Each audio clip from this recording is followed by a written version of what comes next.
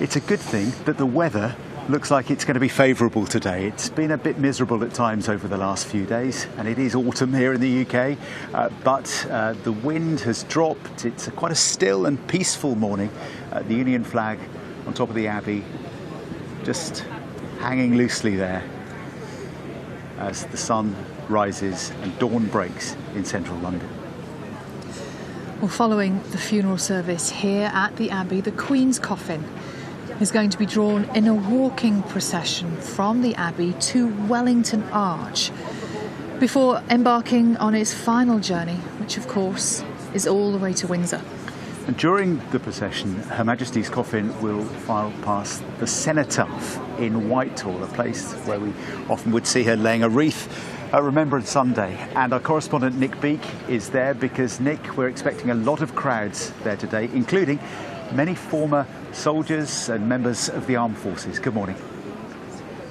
Good morning once again, John. Absolutely. I mean, look at the scenes here. Hundreds of people are on Whitehall this morning. You can see the number of police, more than 10,000 police officers. This spontaneous applause reflects the mood, really. Every now and then they're playing classical music as well. So although later on today it will be a moment of great solemnity, at the moment people are chatting. And let me just introduce you to a few people who've been gathering here, because to reflect the composition of the crowd, we've got people from the United States, from Australia, Ascot, not too far away, also Mexico.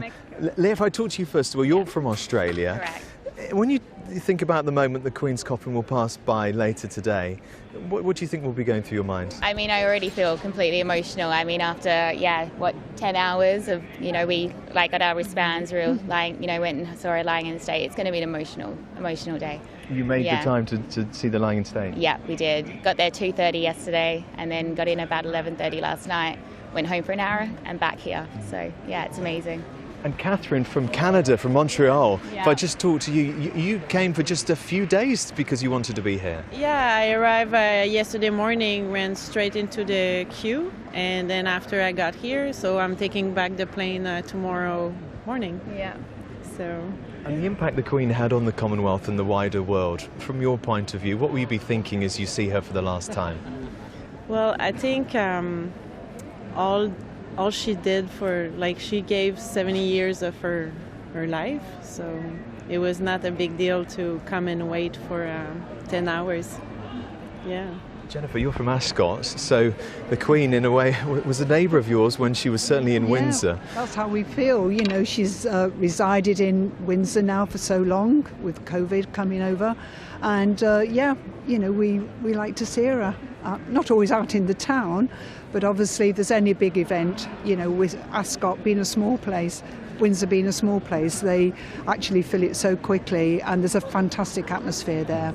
And I know when she goes back there today to be at the final resting place, that there'll be absolutely hundreds and thousands of people over there. Yeah. We've seen some extraordinary moments over the past 10 days or so, but for a lot of people this feels like finality, really. Yeah.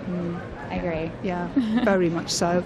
This is the last day now. Yeah. And I think it's starting to sink in. Yeah, it will take some time. It's going to take some time, to not see her, on the news so much and what's going on and everything. She was the one who held everybody solid.